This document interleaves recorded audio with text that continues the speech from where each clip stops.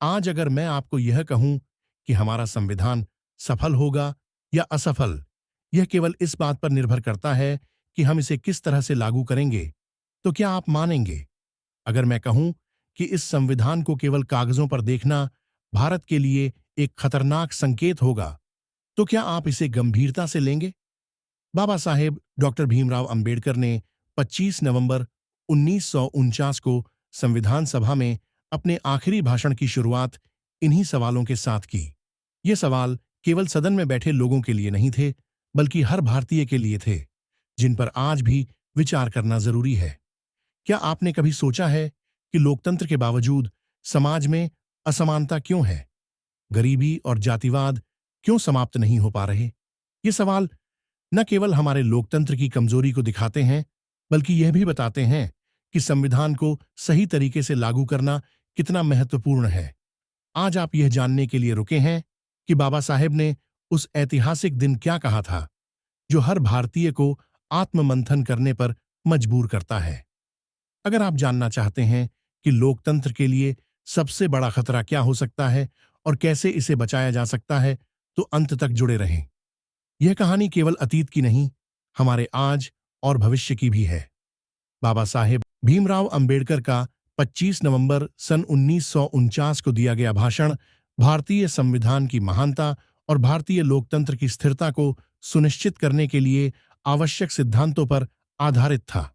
उनका यह भाषण आज भी भारतीय समाज के लिए एक अमूल्य धरोहर के रूप में है, जिसमें उन्होंने केवल संविधान की श्रेष्ठता पर चर्चा नहीं की, बल्कि समाज और लोकतंत्र के भविष्य के लिए अहम चेतावनियां भी दीं। बाबा साहेब ने अपने भाषण में भारतीय संविधान के महत्व को रेखांकित करते हुए इसे भारत के लोकतंत्र की आत्मा बताया। उन्होंने कहा, हमने एक ऐसा संविधान बनाया है जो लोकतंत्र के सभी मानकों को पूरा करता है। यह किसी भी विदेशी संविधान से कमतर नहीं है। संविधान की विशेषताएं बताते हुए उन्होंने यह भी कहा कि यह संविधान सभी नागरिकों को समान अधिकार, अवसर और सम्मान प्रदान करता है, चाहे वे किसी भी जाति, धर्म, लिंग या वर्ग से हों। यह संविधान भारतीय समाज की विविधता और बहुलता को ध्यान में रखते हुए बनाया गया था। बाबा साहेब ने संविधान में दी गई समानता के सिद्धांत का उदाहरण देते हुए कहा कि यह अस्पृश्यता जैसे सामाजिक बुराइयों को समाप्त करने का एक ठोस कदम है। उन्होंने कहा, हमने संविधान में ऐसी व्यवस्थाएं डाली हैं जो सदियों से शोषित वर्गों को समानता और गरिमा के साथ जीने का अधिकार देती हैं। इस संविधान ने उन वर्गों को भी समान अवसर दिया जिनको इतिहास में दीनहीन और बहिष्कृत किया गया था। लोकतंत्र को बचाने की चेतावनी बाबा साहेब ने अपनी बात को आगे बढ़ाते हुए लोकतंत्र के असली उद्देश्य को बताया। उनका कहना था कि राजनीतिक लोकतंत्र तभी सफल होगा जब वह सामाजिक और आर्थिक लोकतंत्र से जुड़ा होगा। उन्होंने यह स्पष्ट किया कि संविधान का सही या गलत उपयोग इसे लागू करने वालों पर निर्भर करता है। यह याद रखना जरूरी है कि संविधान केवल एक साधन है, इसका सही या गलत उपयोग इसे लागू करने वालों पर निर्भर करता है। सामाजिक और आर्थिक लोकतंत्र की आवश्यकता पर बात करते हुए उन्होंने बताया कि केवल मतदान का अधिकार या राजनीतिक स्वतंत्रता पर्याप्त नहीं है। यदि समाज में जातिगत भेदभाव और आर्थिक असमानता बनी रहती है, तो लोकतंत्र कमजोर पड़ जाएगा। उन्होंने कहा, यदि एक व्यक्ति महलों में रहता है और दूसरा झोपड़ी में, तो इस असमानता के रहते राजनीतिक लोकतंत्र का कोई अर्थ नहीं होगा। यह स्थिति समाज में असंतोष और विद्रोह को जन्म देगी। डॉक्टर बाबा साहेब अंबेडकर ने इनके 3 प्रमुख चेतावनियां देते हुए बताए। पहला, नायक। बाबा साहेब ने भारत में नायक पूजा की परंपरा पर गहरी चिंता व्यक्त की। उन्होंने कहा, भारत का इतिहास गवाह है कि यहां नायक पूजा का प्रचलन रहा है। लोकतंत्र में किसी व्यक्ति को इतना महत्व नहीं देना चाहिए कि वह कानून और संविधान से ऊपर हो जाए। उन्होंने उदाहरण देते हुए कहा कि स्वतंत्रता संग्राम के समय महात्मा गांधी को अत्यधिक महत्व दिया गया, लेकिन यह जरूरी है कि लोकतंत्र में किसी भी नेता को इस तरह महिमा मंडित न किया जाए कि वह संविधान से ऊपर दिखने लगे। लोकतंत्र में व्यक्ति की जगह संस्थान और संविधान को सर्वोपरि होना चाहिए। दूसरा, संविधान का सही उपयोग कैसे हो। बाबा साहेब ने यह भी कहा कि संविधान का प्रभाव इस बात पर निर्भर करता है कि इसे लागू करने वाले लोग कैसे हैं। उन्होंने कहा, किसी भी संविधान का प्रभाव इस बात पर निर्भर करता है कि उसे लागू करने वाले लोग कैसे हैं। ब्रिटेन का उदाहरण देते हुए उन्होंने कहा कि वहां का लोकतंत्र सफल है क्योंकि लोग और नेता संविधान के मूल्यों का पालन करते हैं, भले ही ब्रिटेन में कोई लिखित संविधान नहीं है। तीसरा, सामाजिक और आर्थिक समानता। बाबा साहेब ने यह स्पष्ट किया कि राजनीतिक लोकतंत्र तभी टिकाऊ रहेगा जब वह सामाजिक और आर्थिक समानता पर आधारित हो। राजनीतिक स्वतंत्रता तभी सार्थक है जब हर व्यक्ति को सामाजिक और आर्थिक समानता मिले। अगर एक व्यक्ति भूखा है और दूसरे के पास अपार धन है तो यह लोकतंत्र का उपहास है। समानता के बिना लोकतंत्र केवल नाम मात्र का होगा। साथियों, बाबा साहेब जी ने स्वतंत्रता के दुरुपयोग से बचने की सलाह क्यों दी। बाबा साहेब ने नागरिकों और नेताओं से स्वतंत्रता का दुरुपयोग न करने की चेतावनी दी। उन्होंने कहा कि स्वतंत्रता का अर्थ अराजकता नहीं है और यह समझना जरूरी है कि स्वतंत्रता के साथ जिम्मेदारी भी आती है। हमें यह समझना चाहिए कि स्वतंत्रता का उपयोग अनुशासन और सामाजिक जिम्मेदारी के साथ करना होगा। उन्होंने फ्रांस की क्रांति का उदाहरण देते हुए बताया कि जहां स्वतंत्रता का दुरुपयोग अराजकता में बदल गया और क्रांति असफल हो गई, शोषित वर्गों के अधिकारों की सुरक्षा हो। बाबा साहेब ने शोषित और वंचित वर्गों के अधिकारों की सुरक्षा पर विशेष जोर दिया। उन्होंने कहा, यदि हम शोषित वर्गों को न्याय और समानता नहीं देंगे तो यह समाज में विद्रोह को जन्म देगा। अगर दलितों और आदिवासियों को शिक्षा, रोजगार और सम्मान का अधिकार नहीं दिया गया तो भारतीय समाज की एकता टूट जाएगी। भारतीय समाज को दिया गया अंतिम संदेश बाबा साहेब ने अपने भाषण के अंत में कहा, संविधान केवल कागज पर लिखा हुआ दस्तावेज नहीं है, यह हमारी सोच, हमारे कर्म और हमारे सामाजिक मूल्यों को दर्शाता है। उन्होंने सभी नागरिकों से आग्रह किया कि वे संविधान का पालन करें और जातिवाद, भेदभाव और असमानता जैसी बुराइयों को खत्म करें। बाबा साहेब का यह भाषण न केवल संविधान सभा के लिए बल्कि पूरे भारतीय समाज के लिए एक चेतावनी और मार्गदर्शन है।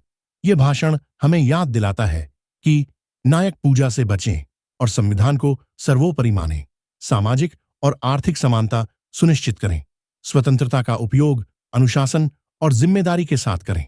यह भाषण भारतीय लोकतंत्र के लिए प्रेरणा और दिशा दोनों प्रदान करता है। यह न केवल एक ऐतिहासिक दस्तावेज है बल्कि एक ऐसा संदेश है जो हमेशा प्रासंगिक रहेगा।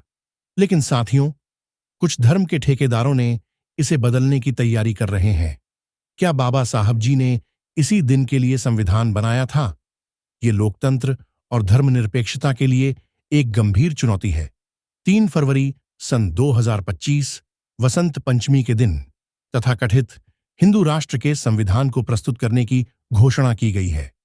इस मसौदे को सांची पीठाधीश्वर आनंद स्वरूप गौरी और उनके समर्थकों ने तैयार किया है। लेकिन यह संविधान भारतीय लोकतंत्र की मूल आत्मा पर हमला है। आइए जानते हैं इसके प्रमुख बिंदु क्या क्या है। सबसे पहले, इस संविधान का उद्देश्य है वर्णाश्रम व्यवस्था की पुनः स्थापना, जाति आधारित भूमिकाओं को पुनर्जीवित करना, जैसे तेली का बेटा तेल बेचेगा और कुम्हार का बेटा मिट्टी के बर्तन बनाएगा और दलित का बेटा जूता ही बनाएगा। दूसरा, इसमें अधिकारों को लेकर भेदभाव साफ नजर आता है। मुस्लिम, ईसाई और अन्य धर्मों के अनुयायियों को मताधिकार से वंचित किया जाएगा। केवल सनातन धर्म, जैन धर्म, बौद्ध धर्म और सिख धर्म समुदायों के लोगों को चुनाव लड़ने और वोट देने का अधिकार मिलेगा, जिसके लिए अनिवार्य मापदंड होगा। उनके लिए सिर्फ गुरुकुल शिक्षा अनिवार्य होगी, जिसमें रामचरितमानस, गीता, वेद पुराण और मनुस्मृति को शिक्षा का आधार बनाया जाएगा। गैर वैदिक शिक्षा पर पूर्ण प्रतिबंध लगाया जाएगा। संसद का नाम बदलकर धर्म संसद कर दिया जाएगा। धर्म सांसद बनने के लिए वैदिक गुरुकुल से पढ़ाई करना अनिवार्य होगा। साथियों, इस मसौदे के पीछे असली मंशा क्या है? यह संविधान सीधे सीधे हमारे बाबा साहेब डॉक्टर भीमराव अंबेडकर द्वारा निर्मित भारतीय संविधान को चुनौती देता है। इसे दैनिक जागरण और अमर उजाला जैसे समाचार पत्रों ने इस मुद्दे को कवर किया है। दैनिक जागरण में बताया गया कि यह मसौदा मनुस्मृति के निर्देशों पर आधारित है। अमर उजाला ने इसे ब्राह्मणवादी वर्चस्व स्थापित करने की साजिश बताया है। लेकिन सवाल यह है कि सरकार इस पर कोई कदम क्यों नहीं उठा रही? क्या यह देशद्रोह की श्रेणी में नहीं आता? सवाल यह है, क्या एक धर्म विशेष का संविधान तैयार करना संविधान के खिलाफ नहीं है? बाबा साहेब के संविधान को कमजोर करने की यह कोशिश कब तक जारी रहेगी? क्या हम भारत को धार्मिक कट्टरता की ओर जाते देख सकते हैं? साथियों, बाबा साहेब ने 25 नवंबर 1949 को संविधान सभा में अपने ऐतिहासिक भाषण में जो कहा, वह आज और भी प्रासंगिक हो गया है। उन्होंने कहा था, हम इस संविधान को बना तो रहे हैं, लेकिन यह केवल कागज पर उकेरी गई एक किताब बनकर रह जाएगी अगर इसे लागू करने वाले लोगों में नैतिकता और समानता का भाव नहीं होगा। राजनीतिक लोकतंत्र तभी टिक सकता है जब समाज में सामाजिक और आर्थिक लोकतंत्र स्थापित हो। आज हम इन्हीं शब्दों को सच होते देख रहे हैं। साथियों, यह मुद्दा केवल एक धर्म या जाति का नहीं है। यह हमारे संविधान, हमारे लोकतंत्र और हमारी आजादी पर सवाल है। हमें सतर्क रहना होगा और ऐसी कोशिशों के खिलाफ आवाज उठानी होगी। आखिर बाबा साहेब ऐसे ही नहीं कहे थे, मैं उस धर्म को नहीं मान सकता जो बराबरी, स्वतंत्रता और भाईचारे को नकारता हो। ये भाषण हमें यह सिखाती है कि संघर्ष और मेहनत से ही हमें सफलता मिलती है। दोस्तों, ये समय है अपने अंदर की शक्ति को पहचानने का और खुद को एक बेहतर भविष्य के लिए तैयार करने का, अपनी मेहनत से अपने सपनों को सच करने का, क्योंकि हम सभी के भीतर सफलता की कुंजी छिपी हुई है। अगर आपको हमारी यह विश्लेषण और विचार प्रेरणादायक लगे, तो कृपया इस वीडियो को लाइक करें, शेयर करें और हमारे चैनल सफलता की कुंजी को सब्सक्राइब करें। साथ ही आपके विचार हमारे लिए महत्वपूर्ण हैं, तो कमेंट करके हमें बताएं कि यह ऐतिहासिक भाषण आपके लिए कितनी प्रेरणादायक रही। जय भीम, नमो बुद्धाय।